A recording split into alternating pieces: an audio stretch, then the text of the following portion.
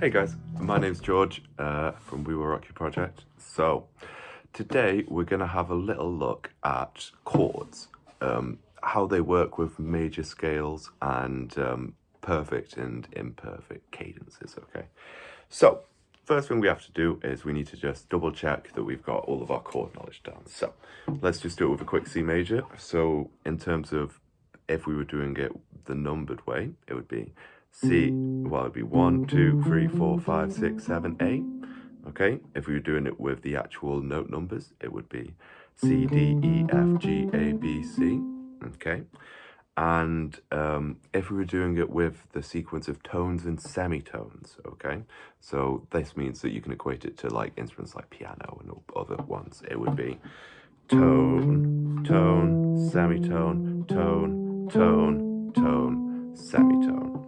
Okay, so there's three different ways of looking at the major scale, okay? So, first thing we have to realize is that the C major scale is basically how we come up with our chords and stuff like that, okay? So basically what we do is we create these things called arpeggios, right? And arpeggios are basically a series of notes in the major scale. It's just like a pattern of them, kind of like the sequences we were doing. And basically what you have to do to make any arpeggio is you basically just play a note in this sequence. So for instance, in this one, I'll play the first one, play one, and then you just skip the note after it, play the next one, then skip the note after it, and play the next one. So this arpeggio would be.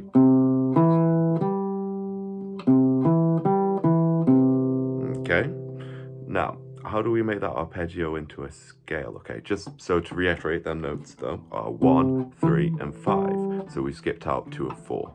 1, 3, 5, and that actually makes a major arpeggio. Now, if we take them notes and play them all together at the same time, then they become a chord. So for instance, if it's a major arpeggio, it's going to make a major chord. So here's what it sounds like all together. Okay.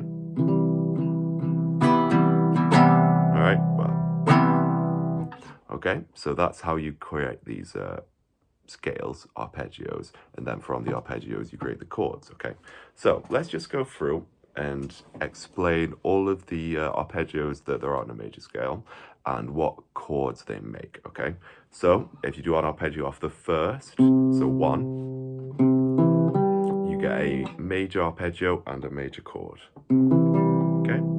If you do it off 2, okay, so you're skipping out 2, playing 4, skipping out 5, playing 6, okay, you get a minor arpeggio and a minor chord. All right, now if you do it off 3, you also get a minor chord, okay.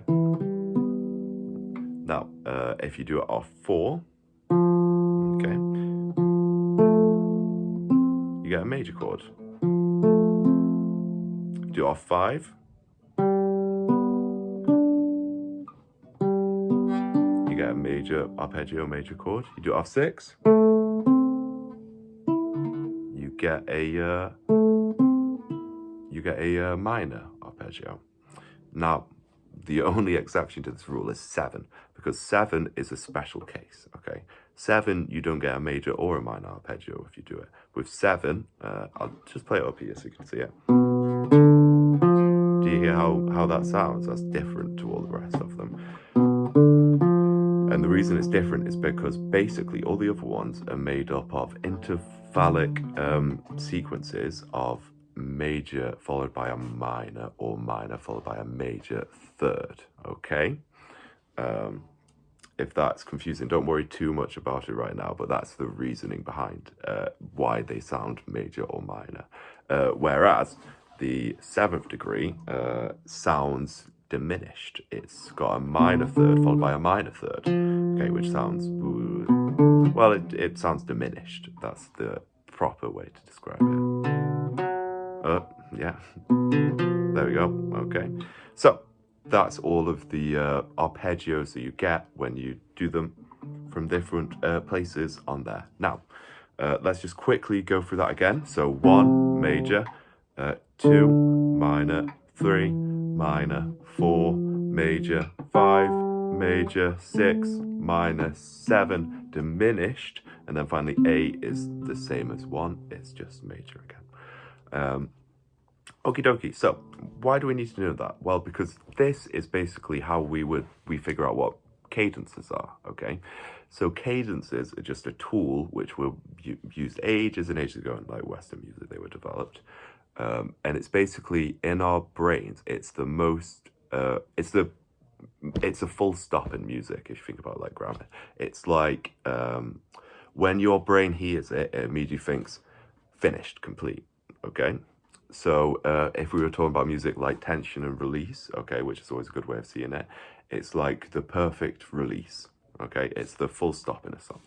So we're going to talk about major cadences and, sorry, I should say major, I should say perfect cadences and imperfect cadences, okay? So first off, let's talk about a perfect cadence. Now, this is what a perfect cadence sounds like. Okay, one more time.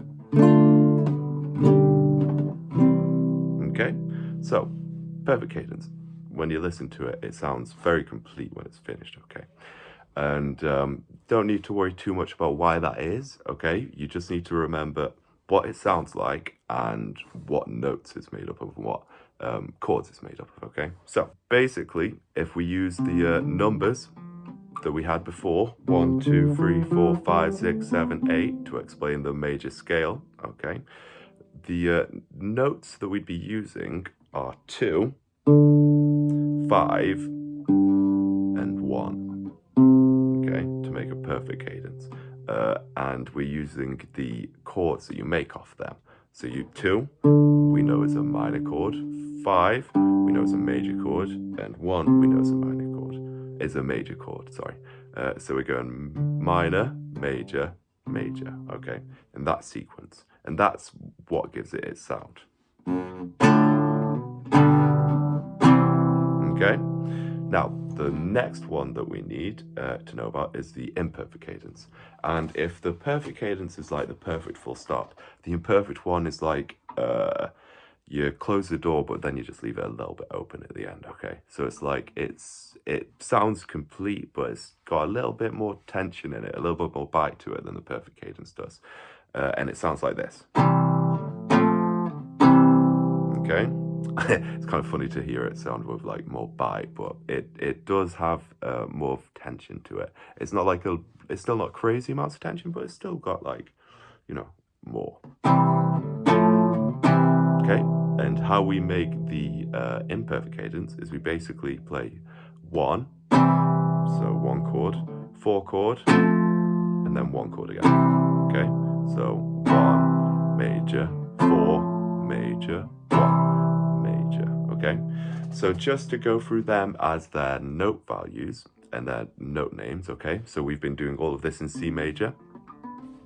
Okay, so it would be, the perfect cadence would be D minor, G major, C major. Okay, now the imperfect one would be C major to F major to C major again. Okay, so that's what I've got for you today. Have a listen, see if you can hear it in any of your music that you listen to.